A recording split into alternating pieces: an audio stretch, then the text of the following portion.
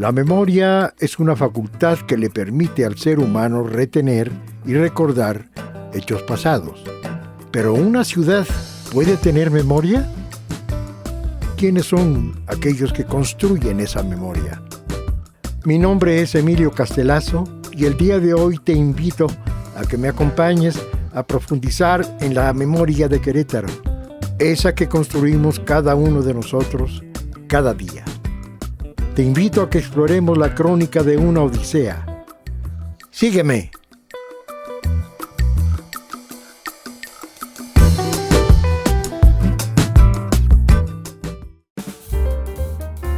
El día de hoy platicaremos con el artista multidisciplinario y didacta del arte, Francisco de Paula Nieto, escritor, semiólogo, productor cultural. La Odisea de Francisco tiene mucho que decirnos. Acompáñenme a conocerlo. ¡Francisco! Mi queridísimo Emilio, bienvenido Aquí a esta contento. fellowship desde la que vamos a cambiar el mundo. Te agradezco mucho que nos des la oportunidad de platicar. Gracias a ti, mi queridísimo Emilio, por la deferencia. Para mí es un honor estar en tu programa. Francisco nace ¿en dónde? Nazco en otra dimensión, en un palacio extraordinario, y algún dios me lanza a este horrible lugar antes de que la primer bacteria se moviera en el lodo. Sin embargo, creo que te refieres al nacimiento de este cuerpo, del cual me deslindo y solamente es una temporalidad de lo que soy y de lo cual estoy completamente convencido. Este cuerpo nace en Guanajuato. Paso mi infancia entre León y la capital, Guanajuato. ¿Cuántos hermanos fueron ustedes? Únicamente tengo una hermana, Luz Adriana Nieto, que también se dedica a la cultura, ha dirigido los museos de Guanajuato y Ella vive allá. es curadora de arte. Ella vive por allá, sí, exactamente. Así es.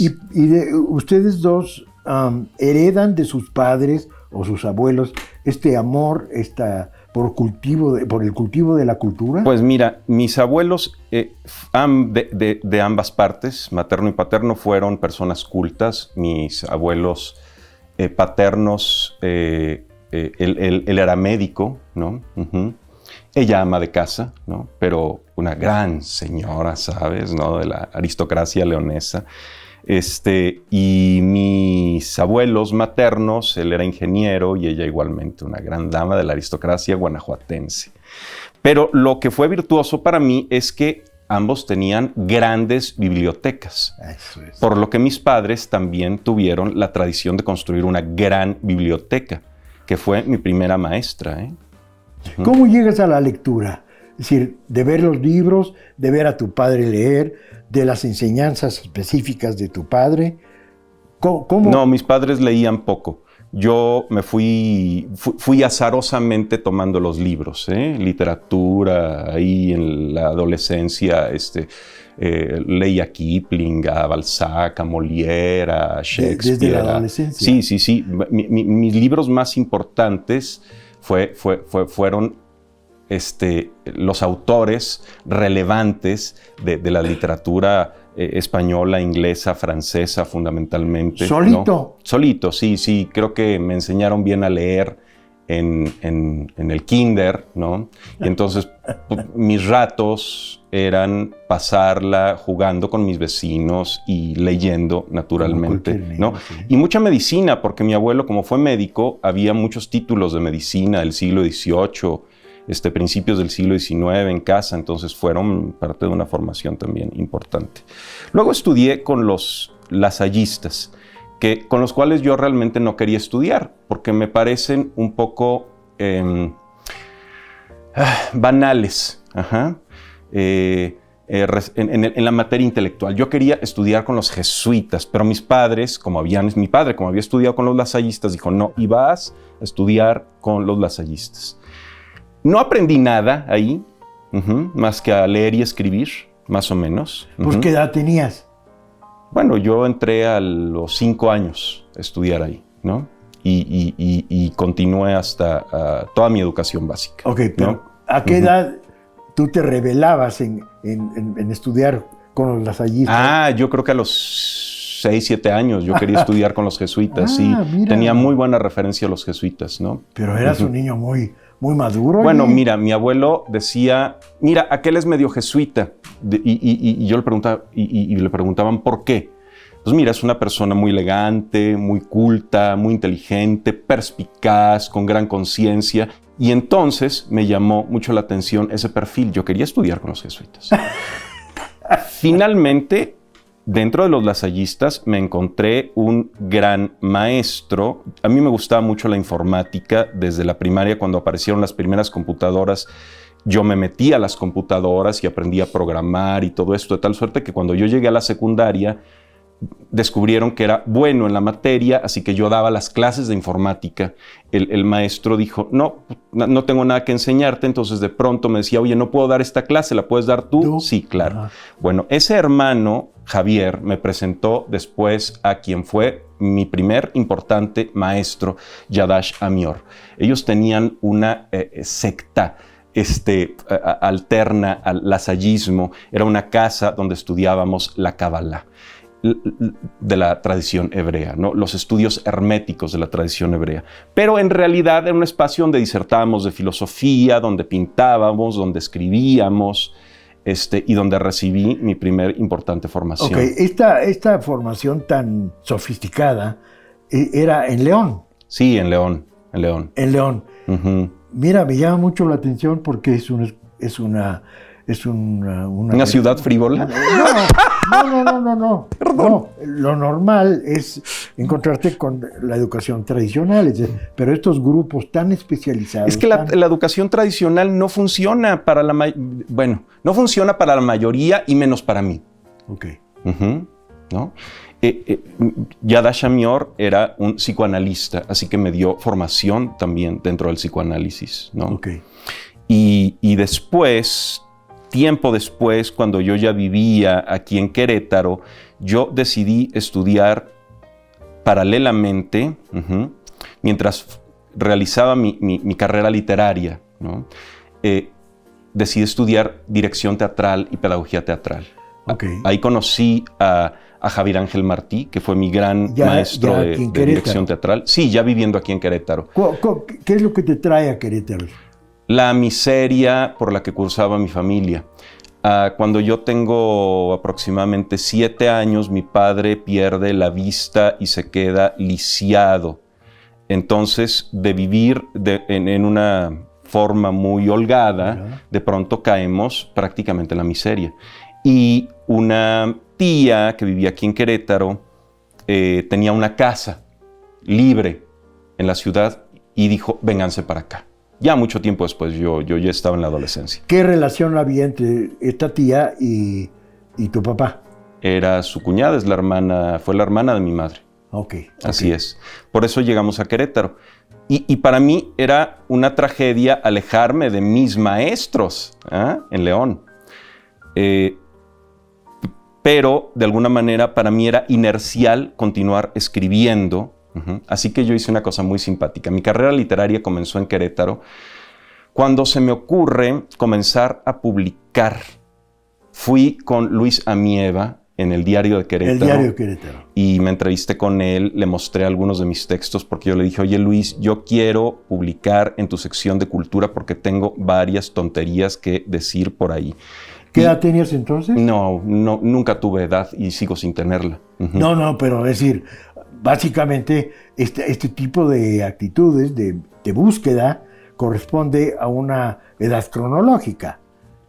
No necesariamente, porque hay ocasiones en las que mucho mayor he dejado de escribir y luego lo he retomado. El tema es que yo era bastante joven y Luis me dijo, tus textos son muy buenos. Yo admiraba en ese tiempo a Monterroso y a Marco Almazán, y ambos eran comediantes dentro de las letras. Entonces yo quería escribir comedia sobre la cultura queretana. Luis Amieva me dijo, no, tus textos no son para la página de cultura.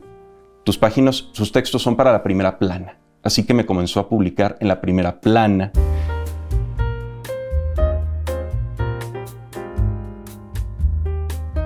Francisco ha sido un autodidacta desde su juventud. Los maestros, la práctica experimental y las investigaciones que derivaron en proyectos artísticos fueron parte de su formación temprana y ha sido hasta la fecha su manera de seguir adquiriendo conocimiento.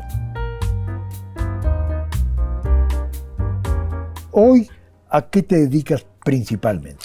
Me defino principalmente como semiólogo, porque el estudio de los sistemas de signos y símbolos en el lenguaje, de lo cual me interesa muchísimo, la simbología, engloba a las otras disciplinas a las que me dedico o me he dedicado en algunos momentos de mi vida. Digamos, la literatura ha sido una actividad cuasi permanente en mi vida.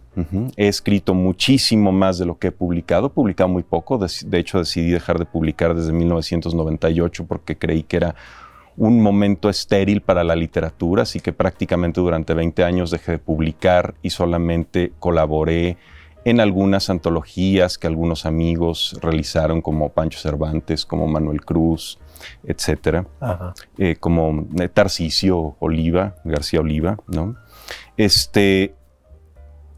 Porque engloba al quehacer teatral, que no siempre puedo hacer y que me gusta, de hecho, más que la literatura, pero es económicamente insustentable el tipo de teatro que me gusta hacer.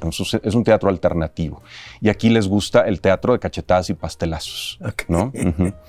Engloba mi quehacer como psicoterapeuta. Y engloba mi interés diverso por las esferas del conocimiento, ¿no? En un espectro amplio. Sí. Y por la curaduría también, ¿no? Y por la educación artística, que es algo que he ejercido durante más de 20 años, gracias al apoyo del Consejo Estatal de Cultura, luego Instituto, luego Secretaría de Cultura, ¿no? Estás inmerso en este mundo de la acción por la cultura, en una manifestación que para ti es una actividad imparable. Es decir, yo te conozco hace poco, pero siempre te veo activo, siempre te veo vital. Porque no vives conmigo. No, pero yo te veo feliz. Yo te veo feliz. Sí, porque tomo pastillas para ser feliz. La verdad es que el mundo me tiene en un estado de permanente infelicidad. Pero ese síntoma de la infelicidad justamente es el que me lleva a la importancia del quehacer cultural y de la difusión de la cultura, ¿no? Exactamente. Aquí en Querétaro, yo sé que tu programa se enfoca mucho en Querétaro, ¿no? Mi quehacer comienza cuando organizo talleres de creación literaria, ¿no? Estamos hablando de la década de los 90s. Un taller en la Casa del Faldón, otro taller en el Convento de Capuchinas antes de que fuera Museo de la Ciudad, otro en la Casa de Cultura Centro, que duró muy poquito tiempo, pero donde conocí a Teresa Suara, querida amiga, a la que admiro mucho, y que después de conocerme me dice: oye, te invito a mi guardilla. Ella tenía un espacio privado de talleres literarios, platicamos, y después tiene la amabilidad, la generosidad, después de haberme conocido un día y medio, de decirme: Francisco, aquí están las llaves de este espacio, consérvalas, utilízalo cuando quieras. Es un detalle muy semejante al de Luisa Mieva, ¿no? Deferencias generosísimas de personas a las que no tenía el gusto de conocer antes. Yo coordinaba las actividades artísticas de una casa de cultura en la delegación Epigmenio González, y yo tenía ganas de abrir un centro cultural en la estación de trenes de Hércules. Se lo propuse a Manuel Naredo y al entonces delegado de ese espacio, y no pude gestionarlo. Pero Manuel me dijo: oye, el alcalde, que era Jesús Rodríguez, quiere abrir un centro cultural en la Alameda y me parece que tú eres el candidato perfecto. Así que en ese entonces abrimos el Centro Cultural Alameda, que fue un espacio que duró poco tiempo, pero en el cual gestamos proyectos extraordinarios. Hoy en día nadie conoce la Alameda como un centro cultural, ¿verdad? No. Pero en su tiempo, imagínate este espacio, único pulmón del centro de Querétaro, con conciertos, danza, performance, talleres de actividades artísticas. Hicimos un convenio con el Centro Nacional de Promoción de la Literatura y creamos un centro literario, sacamos una revista.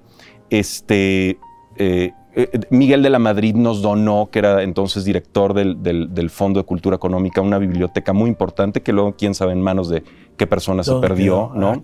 Al cambio de la administración, lamentablemente el Centro Cultural cerró, no porque lo quisieran cerrar, sino porque creo que causaba demasiado ruido, hacíamos demasiadas cosas.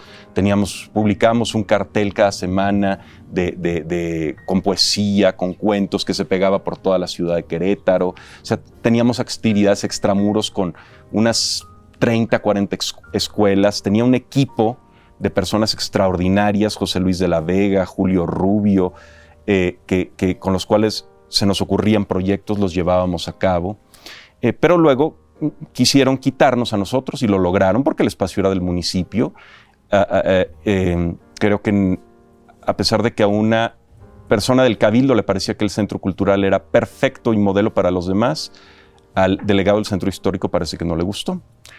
Y nos removieron y pusieron a otra persona, pero con esa persona se perdieron todos los apoyos de las tesorerías del Estado, del municipio, Estamos hablando de los Bellas Artes, estamos hablando de los 90, del momento más importante de la cultura en Querétaro. El movimiento cultural de hoy, ¿sientes que parte de ese esfuerzo se ha multiplicado, se ha utilizado? Vaya, tenemos muchísimo más que hacer cultural en Querétaro. Hay muchos grupos de teatro, hay muchísimos escritores.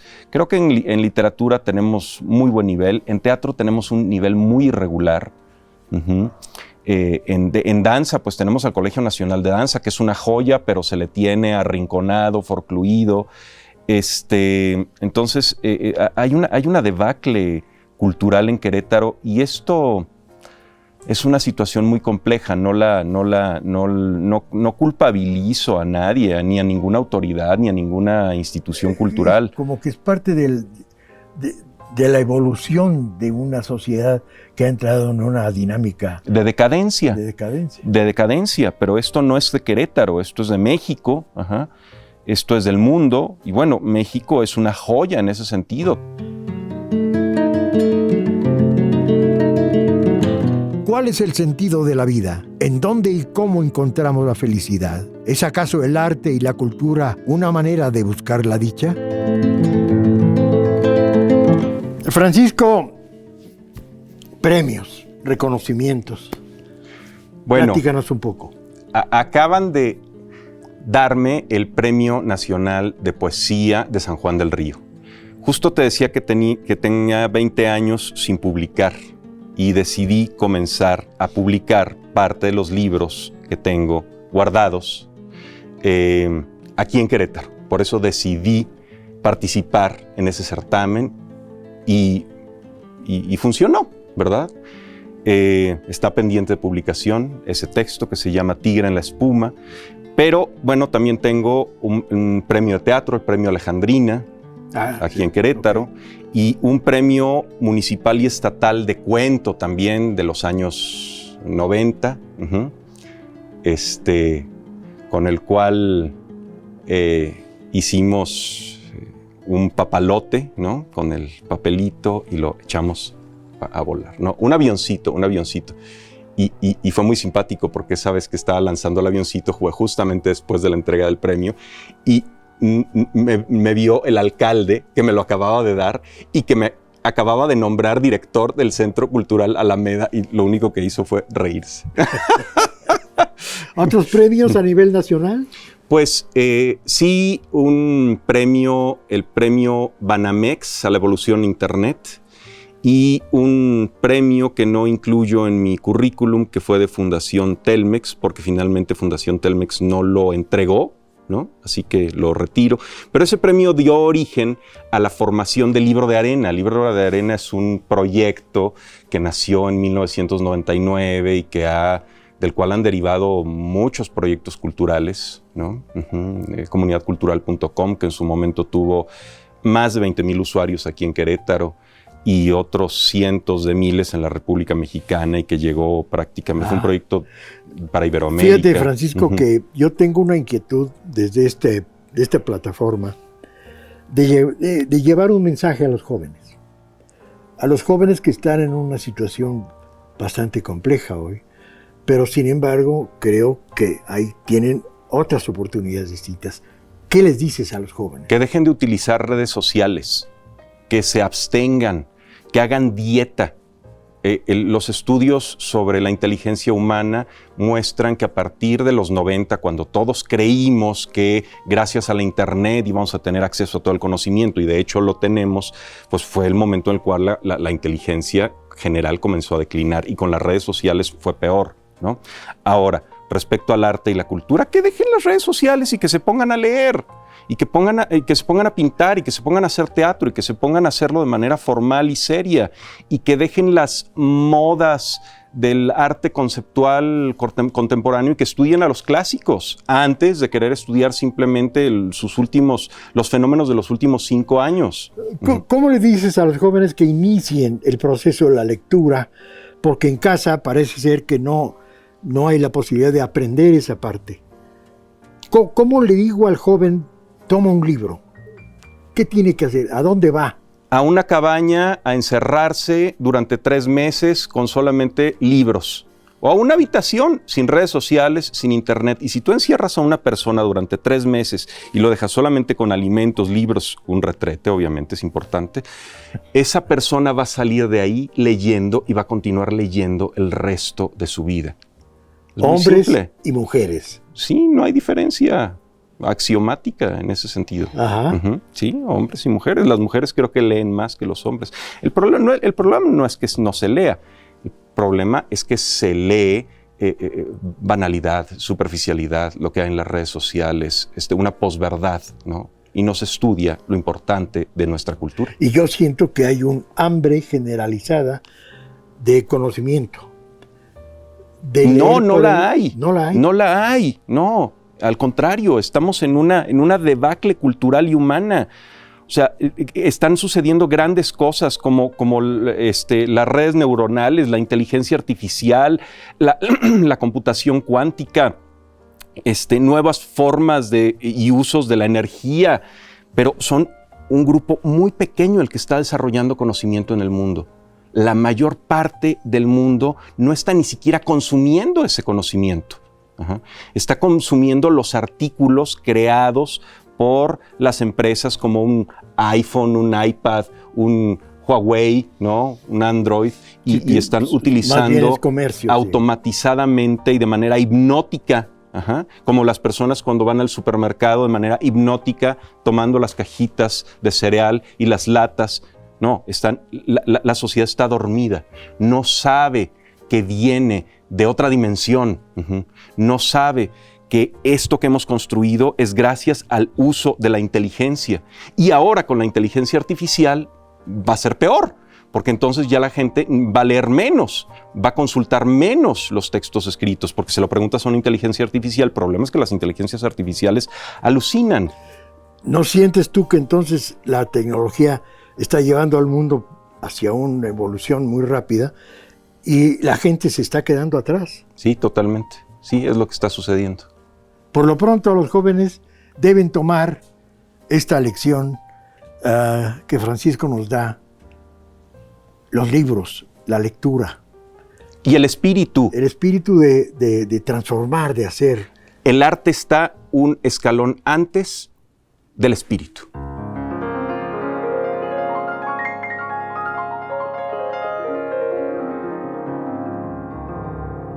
¿Es el arte un reflejo del espíritu? Pintar, escribir, hacer teatro, leer.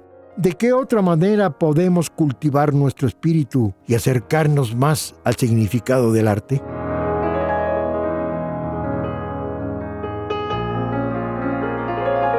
Pues te agradezco muchísimo. Gracias a ti, muy honrado, mi queridísimo Emilio. Desafortunadamente yo siento que... Es una dicha estar contigo. No, pues mira, la verdad de las cosas es que yo quisiera que nos dieran más tiempo estos señores, pero nos dan muy poquito tiempo. Esperemos haber dicho las tonterías pertinentes para el espacio.